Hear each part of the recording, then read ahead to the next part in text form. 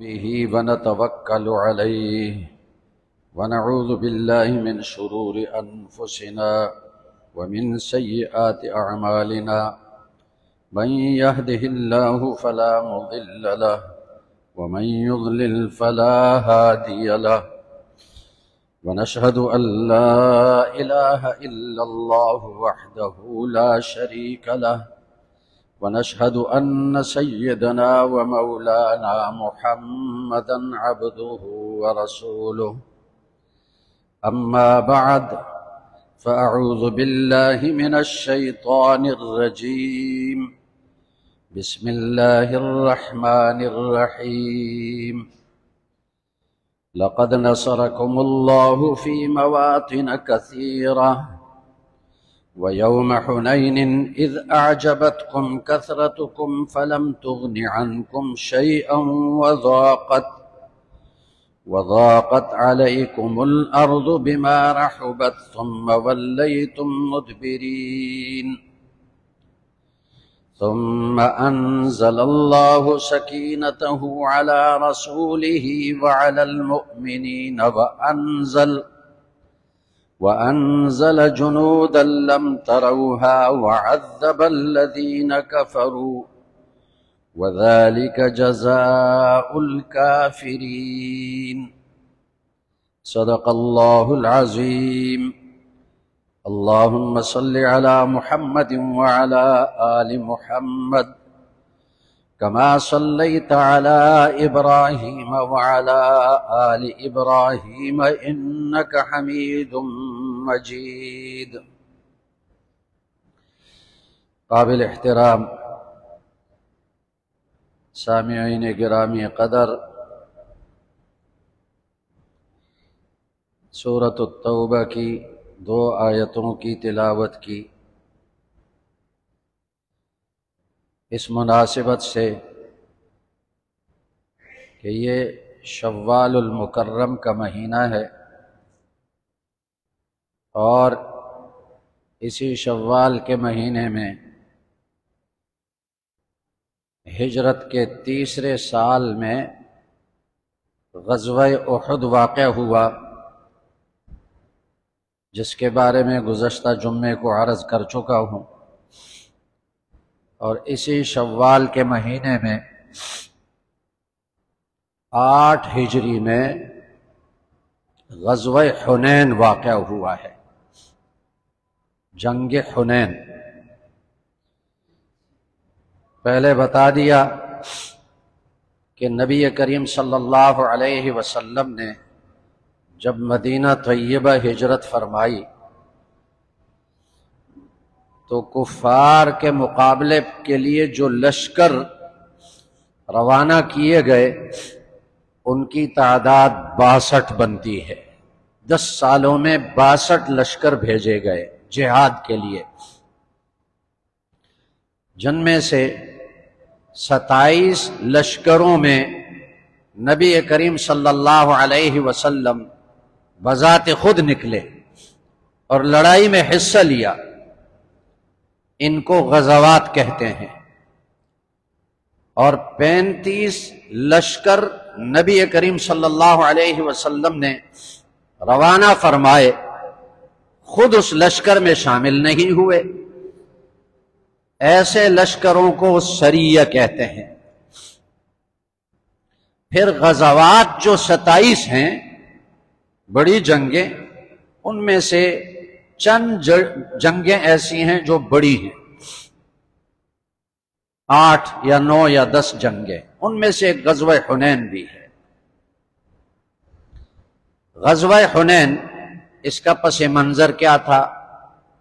حنین ایک وادی کا نام ہے جو مکہ اور طائف کے درمیان ہے، اور اس زمانے میں مکہ سے حنین کے طرف 3 دن کا راستہ تھا۔ تو 8 ہجری میں رمضان کے مہینے میں رسول اللہ صلی اللہ علیہ وسلم نے مکہ فتح فرمایا، اور مکہ میں آپ 17 دن ٹھہرے، اور جب شوال کا مہینہ شروع ہوا تو نبی کریم صلی اللہ علیہ وسلم کو خبر پہنچی کہ حنین کی وادی میں جو مشرکین رہتے ہیں، حوازن قبیلے والے اور ثقیف قبیلے والے، وہ مسلمانوں کے خلاف لڑنے کی تیاری کر رہے ہیں۔ انہوں نے آپس میں مشورہ کیا، حوازن والوں نے اور ثقیف والوں نے، کہ مسلمانوں نے مکہ فتح کر لیا اور کفار قریش مغلوب ہوئے، ان کو شکست ہوئی۔ اب خطرہ اس بات کا ہے کہ مسلمان اب ہماری طرف نکلیں گے اور ہمارے خلاف لڑیں گے، تو بجائے اس کے کہ ہم انتظار کریں کہ مسلمان کب نکلیں گے ہمارے خلاف، بہتر یہ ہوگا کہ ہم پہلے سے تیاری کر کے مسلمانوں کے خلاف نکل جائیں۔ جب نبی کریم صلی اللہ علیہ وسلم کو یہ اطلاع پہنچی، یہ شوال کی 6 تاریخ تھی،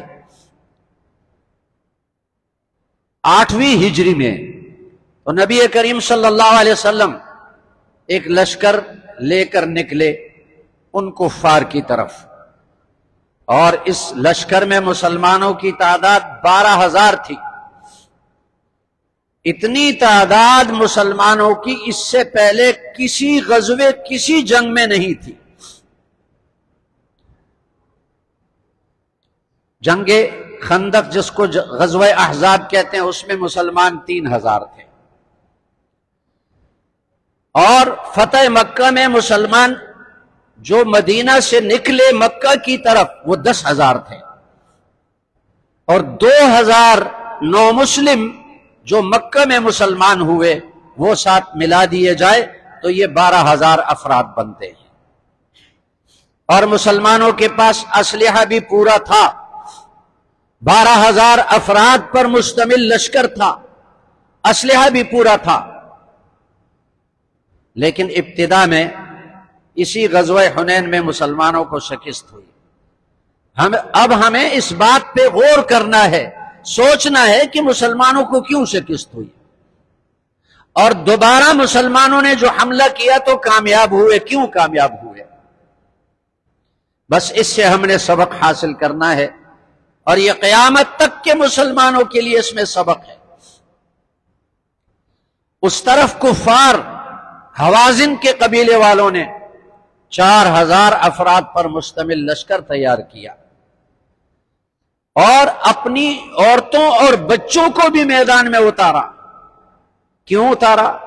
یہ اس لیے تاکہ ان کے مرد دلیری سے لڑیں اور بھاگنے کی کوشش نہ کریں، کیونکہ ان کو غم ہوگا، فکر ہوگی اپنی عورتوں کی اور اپنے بچوں کی، کہ اگر ہم بھاگ جائیں گے ہمارے بچے پکڑے جائیں گے، عورتیں پکڑی جائیں گی۔ اس لیے عورتوں کو بھی میدان میں لائے، بچوں کو بھی میدان میں لائے۔ اور حوازن قبیلے کا سردار مالک ابن عوف 30-35 سال کا نوجوان تھا، جذبات میں تھا، تو وادی حنین میں اپنا لشکر اس نے اتارا، اور یہ طے کر لیا کہ جب مسلمان آئیں گے اس وادی سے گزریں گے، وادی کے دونوں طرف پہاڑ ہیں، ان پہاڑوں میں چھپ جائیں، کفار ان پہاڑوں میں تیر لے کر چھپ جائیں۔ اور یہ حوازن قبیلہ تیر اندازی میں بہت مشہور تھا، عربوں میں یہ مشہور قبیلہ تھا تیر اندازی میں۔ چنانچہ جب نبی کریم صلی اللہ علیہ وسلم مسلمانوں کے لشکر کو لے کر نکلے 6 شوال کو، 9 شوال کو وہاں سے گزرے، اور طلوع فجر کا وقت تھا، صبح کی روشنی ظاہر ہونے والی تھی۔ اسی حالت میں مسلمان جب وہاں سے گزرے، اور اس سے پہلے مکہ سے نکلتے وقت بعض جذباتی قسم کے نوجوانوں کی زبانوں سے ایک جملہ نکلا، بس یہی جملہ شکست کا سبب بنا۔ جو جذباتی نوجوان تھے ان کی زبانوں سے یہ کلمہ نکلا اور وہی ان مسلمانوں کی شکست کا سبب بنا۔ کیا جملہ نکلا؟ کہنے لگے لن نغلب اليوم من قلت، آج تو لشکر کی کمی کی وجہ سے ہم شکست نہیں کھا سکتے، نہیں کھائیں گے۔ بدر میں 313 تھے، ان کو کامیابی ملی، احد میں 700 تھے، آخر میں کامیابی ملی، غزوہ خندق میں 3000 تھے، کامیابی ملی، اور اب تو مسلمانوں کا لشکر 12000 افراد پہ مشتمل ہے اور مقابلے پر کفار 4000 افراد ہیں۔ تو کہنے لگے لن نغلب اليوم من قلہ، آج لشکر کی کمی کی وجہ سے ہم مغلوب نہیں ہوں گے، شکست نہیں کھائیں گے۔ یہ جملہ اللہ کو پسند نہیں تھا، اس لیے کہ اس جملے میں اپنی تعداد پہ انہوں نے اعتماد کیا، بجائے اس کے کہ وہ اعتماد کرتے اللہ کی مدد پر، اللہ کی نصرت پر۔ اللہ کی مدد ہوگی تو ہم شکست نہیں کھائیں گے۔ اپنی تعداد پہ ان کو بھروسہ ہوا۔ یہ جتنے واقعات صحابہ کے زمانے میں ظاہر ہوئے ہیں یہ اس لیے تاکہ قیامت تک آنے والی امت کے لیے اس میں سبق ہو، اس سے سبق حاصل کریں۔ تو یہ جملہ اللہ کو پسند نہیں آیا۔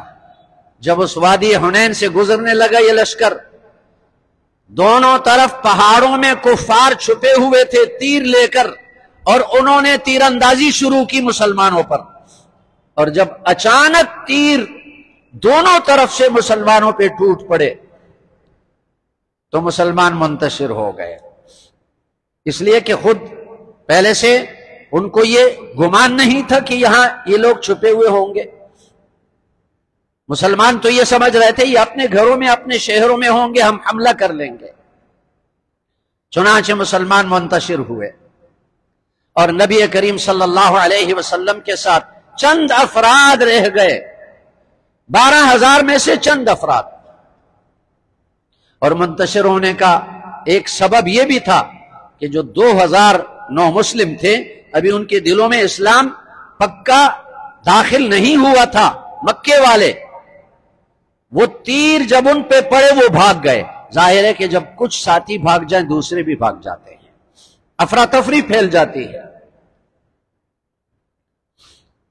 تو نبی کریم صلی اللہ علیہ وسلم کے ساتھ چند افراد تھے، لیکن نبی کریم صلی اللہ علیہ وسلم آگے بڑھتے جا رہے تھے، 12-14 افراد تھے۔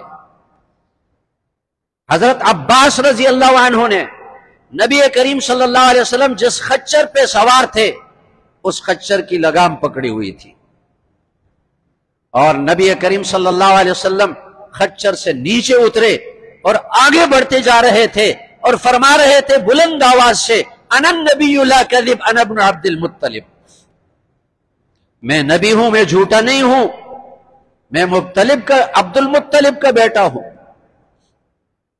نبی کریم صلی اللہ علیہ وسلم نے اپنی نسبت والد کے طرف نہیں کی، اس لیے کہ نبی کریم صلی اللہ علیہ وسلم کے والد نوعمری میں وفات پا گئے تھے، شہرت ان کی نہیں ہوئی تھی، اور نبی کریم صلی اللہ علیہ وسلم کے دادا عبد المطلب عربوں میں مشہور تھے، تو اپنی نسبت ان کے طرف کی، ان کی سرداری، ان کی شجاعت، ان کی بہادری، ان کی سخاوت مشہور تھی۔ میں عبد المطلب کا بیٹا ہوں، میں نبی ہوں، میں جھوٹا نہیں ہوں۔ مطلب یہ کہ اللہ مجھے ناکام نہیں کرے گا، اللہ میری مدد کرے گا۔ اور یہاں سے یہ مسئلہ بھی معلوم ہوا کہ ابتدا میں مسلمانوں کو اپنی بڑائی نہیں بیان کرنی چاہیے، کسی بھی شخص کو اپنی بڑائی بیان نہیں کرنی چاہیے، اس سے اللہ کی مدد ہٹ جاتی ہے۔ فرد ہو یا جماعت ہو، وہ دعوے کریں ہم یوں کریں گے، ہم یوں کریں گے، ان سے اللہ کی مدد ہٹ جاتی ہے۔ جیسے غزوہ حنین میں ہوا، اللہ کی مدد ہٹ گئی۔ لیکن جب مقابلہ ہو جائے دشمنوں کے ساتھ، کفار کے مقابلے پر کھڑے ہو جائیں، تو پھر اپنے آباء و اجداد پہ فخر کرنا اور اپنی بہادری ظاہر کرنا اور بیان کرنا یہ جائز ہے، بلکہ سنت ہے۔ کفار کے مقابلے میں اگر یوں کہا جائے میں ایسا ہوں، جانتے ہو مجھے، میرے آبا و اجداد ایسے ہیں، میں اتنا بہادر ہوں، یہ مقابلے پر، لیکن مقابلے سے پہلے ایسا نہیں کہنا ہے۔ تو نبی کریم صلی اللہ علیہ وسلم نے یہ جو فرمایا انا النبی لا کذب، میں نبی ہوں، جھوٹا نہیں ہوں، انا ابن عبد المطلب، میں عبد المطلب کا بیٹا ہوں، اس میں بھی قیامت تک کے مسلمانوں کے لیے سبق ہے کہ کفار کا مقابلہ جب ہو تو پھر اپنا رعب دکھاؤ۔ اور پھر نبی کریم صلی اللہ علیہ وسلم نے حضرت عباس رضی اللہ عنہ کو حکم دیا کہ بلند آواز سے مہاجرین کو پکارو، پھر انصار کو پکارو۔ جب مہاجرین کو پکارا، انصار کو پکارا، صحابہ کے یہ دو طبقے تھے، سارے پھر اکٹھے ہو گئے۔ ابتدا میں اللہ نے دکھا دیا کہ تم نے جو بات کی کہ آج افراد کی کمی کی وجہ سے ہم شکست نہیں کھائیں گے، یہ بات غلط تھی۔ اپنی تعداد پہ تم پہ بھروسہ ہوا، اپنے اسلحے پہ بھروسہ ہے، اپنے طیاروں پہ، اپنے میزائلوں پہ بھروسہ ہے۔ ایسا نہیں ہونا چاہیے، اس طرح کامیابی نہیں ملے گی۔ بھروسہ اللہ کی ذات پہ ہو۔ ہاں جب مقابلہ شروع ہو تو پھر اپنی بڑائی ظاہر کرنا درست ہے۔ جب صحابہ اکٹھے ہوئے تو پھر اللہ کی مدد آئی۔ اب دیکھیں یہاں ابتدا میں شکست جو ہوئی اس جملے کی وجہ سے کہ آج ہماری تعداد زیادہ ہے، حالانکہ اللہ کے نبی موجود ہیں، اللہ کے نبی موجود ہیں، پھر بھی شکست ہوئی۔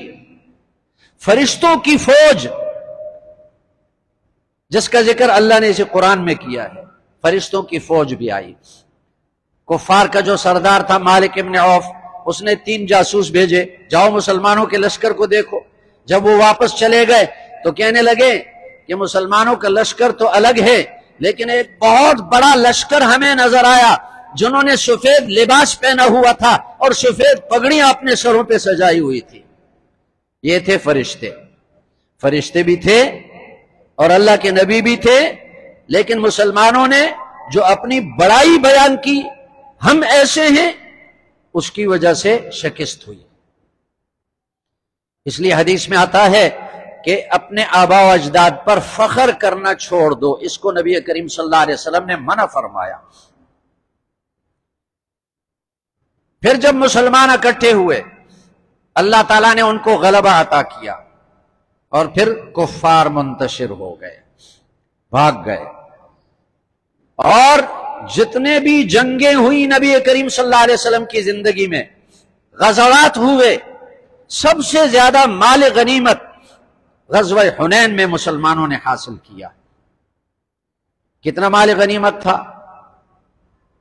6000 قیدی تھے، ان میں عورتیں بھی تھی، بچے بھی تھے، اور 24000 اونٹ اور 40000 بکریاں اور 4000 اوقیہ چاندی۔ اس زمانے میں چاندی کا سکہ چلتا تھا۔ 4000 اوقیہ چاندی، ایک اوقیہ 40 درہم کا ہوتا ہے۔ یہ اتنا مال غنیمت حاصل ہوا۔ جب مال غنیمت ملا، نبی کریم صلی اللہ علیہ وسلم نے 10 دن انتظار فرمایا، مال غنیمت تقسیم نہیں کیا۔ اس بات کی امید تھی کہ یہ لوگ ایمان لے آئیں گے، ان کا مال، ان کے قیدی ان کو واپس دے دیں گے۔ 10 دن کے بعد مال غنیمت تقسیم کر دیا۔ جب مال غنیمت تقسیم ہوا تو اس کے بعد حوازن قبیلے کا وفد آیا اور انہوں نے عرض کیا، یا رسول اللہ، ہم سب مسلمان ہونا چاہتے ہیں، آپ ہمارا مال، ہمارے قیدی ہمیں واپس دے دیں۔ نبی کریم صلی اللہ علیہ وسلم نے فرمایا کہ وہ تو سب تقسیم ہو چکے تھے، لیکن تم چونکہ مسلمان ہو کر آئے، اب تم 2 چیزوں میں سے ایک کو پسند کرو، یا اپنے قیدی لے لو، مال مسلمانوں کا ہوگا، یا اپنا مال لے لو اور قیدی مسلمانوں کے ہوں گے۔ وہ کہنے لگے، یا رسول اللہ، ہمیں ہمارے قیدی واپس دے دیں، ہماری عورتیں، ہمارے بچے واپس دے دیں، مال بے شک ان کا ہو۔ تو نبی کریم صلی اللہ علیہ وسلم نے مسلمانوں کو مخاطب کر کے فرمایا، یہ تمہارے بھائی توبہ کر کے آئے ہیں، مسلمان ہو کر آئے ہیں، اور میں چاہتا ہوں کہ ان کے قیدی ان کو واپس کر دوں، تو تم میں سے جو خوشی سے واپس کرے وہ تو خوشی سے دے دے، جو خوشی سے واپس نہیں کرتا ہم اس کے ساتھ وعدہ کریں گے کہ اس کے بعد جب بھی کسی غزوے میں ہمیں قیدی مل گئے ہم اس کو بدلے میں دے دیں گے۔ سارے صحابہ نے کہا یا رسول اللہ ہم خوشی سے واپس کرتے ہیں۔ اب دیکھیں دوسروں کا مال اس کی کیا حیثیت ہے، مسلمانوں کا اجتماعی مال۔ نبی کریم صلی اللہ علیہ وسلم نے فرمایا، میں نہیں جانتا کہ تم میں سے کس نے خوشی سے اجازت دی اور کس نے بغیر خوشی کے مجبوراً اجازت دی، میں نہیں جانتا، اس کے بغیر یہ مال میں واپس نہیں لے سکتا تم سے۔ حکمران ہیں اور مسلمانوں کے مال میں اتنا تصرف نہیں کر سکتے، یہ جو سرکاری خزانے کا مال ہوتا ہے یہ مسلمانوں کا ہے، اس میں ملک کے ہر شخص کا حصہ ہوتا ہے، ہر شخص کا، ہر فرد کا، ہر بچے کا، ہر جوان کا، ہر بوڑھے کا حصہ ہوتا ہے۔ لیکن پاکستان کے مسلمانوں کی یہ کم قسمتی ہے، جو بھی حکمران آتے ہیں پاکستان پر وہ سب سے پہلے اپنی تجوریاں بھرتے ہیں، اپنی جیبیں بھرتے ہیں، اپنوں کو نوازتے ہیں، مسلمانوں کے خزانے میں سے، بیت المال میں سے جائیدادیں دیتے ہیں اور پلاٹ دیتے ہیں اور ان کے لیے فیکٹریاں بنواتے ہیں اور ان کے لیے بیرون ممالک میں یہ جرنیلوں کے لیے جزیرے خریدتے ہیں۔ یہ مال مسلمانوں کا ہے، کل قیامت کے دن ان کا گریبان ہوگا اور سارے مسلمانوں کا ہاتھ ہوگا، ان کو پکڑیں گے محشر کے میدان میں، پھر یہ ذلیل ہوں گے۔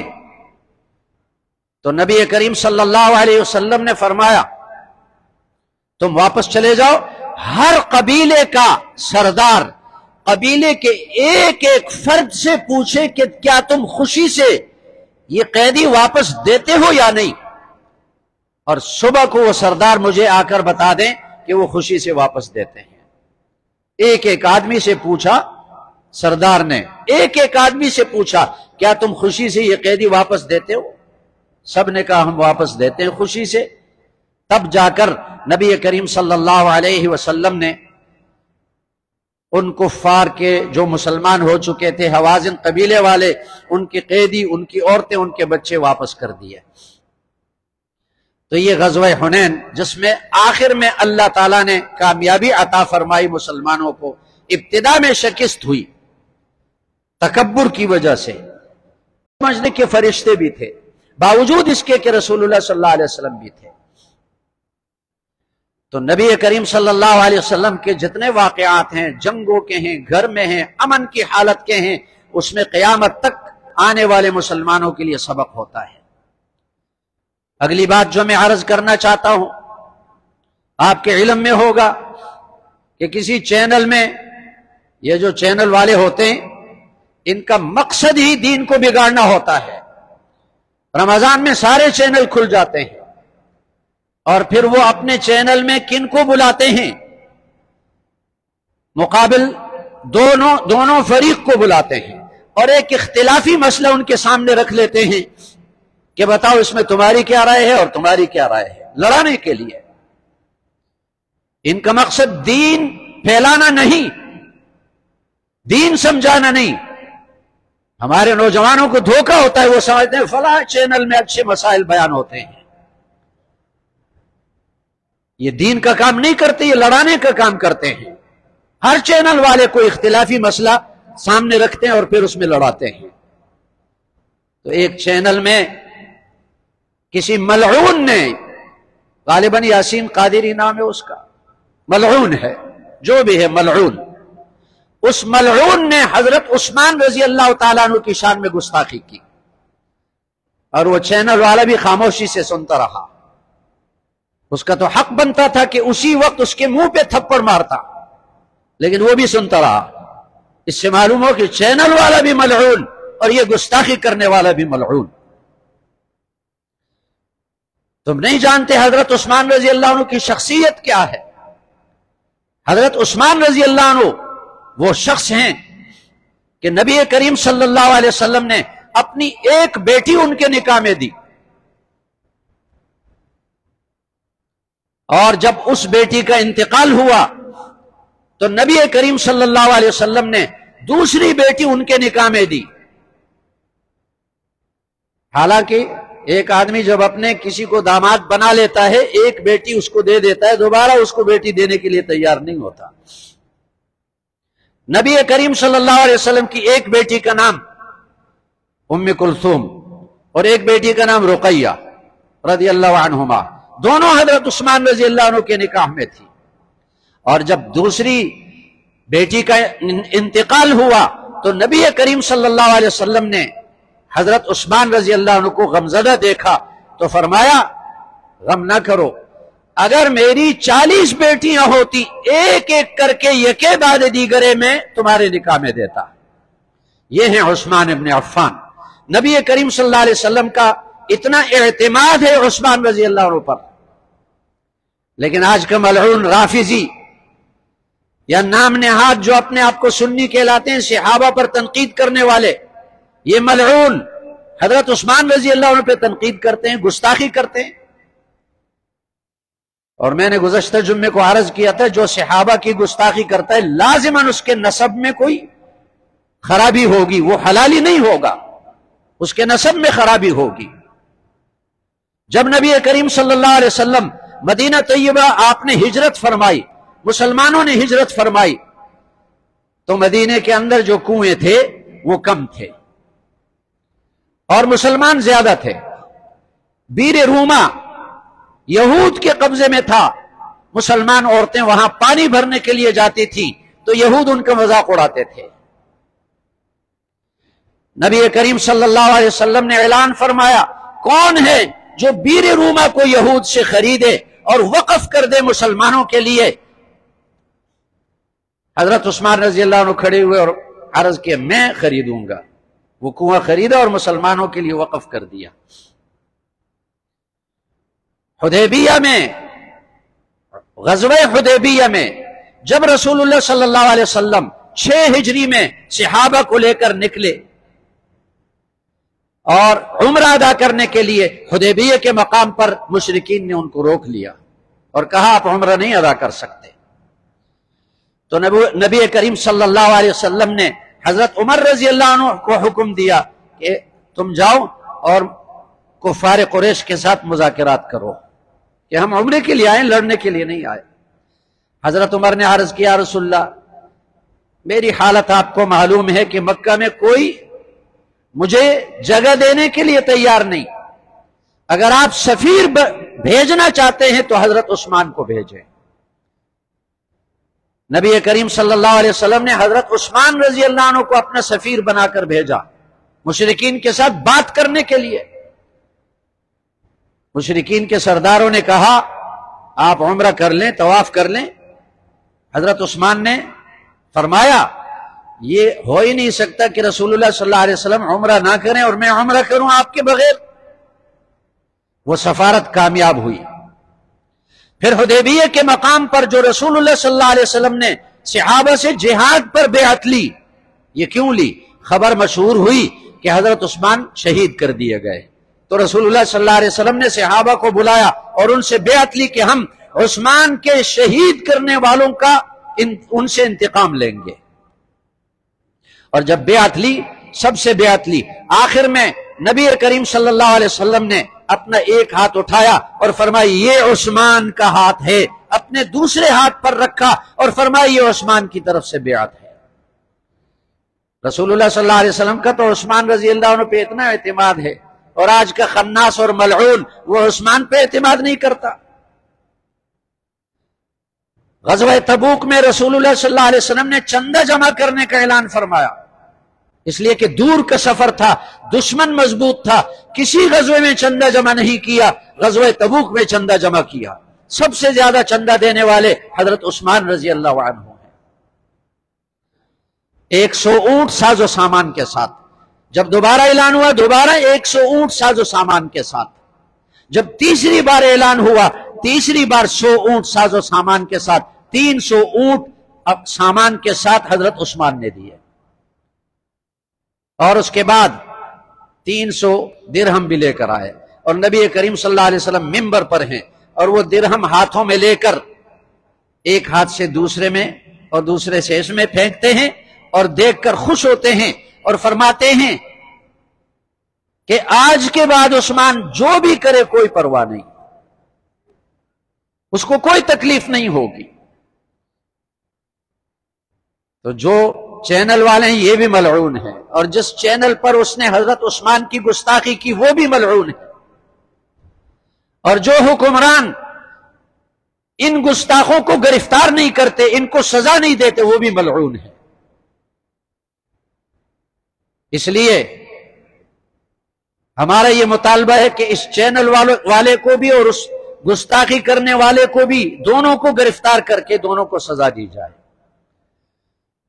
اللہ جل شانہ ہمیں صحابہ کرام کے نقش قدم پر چلنے کی توفیق عطا فرمائے.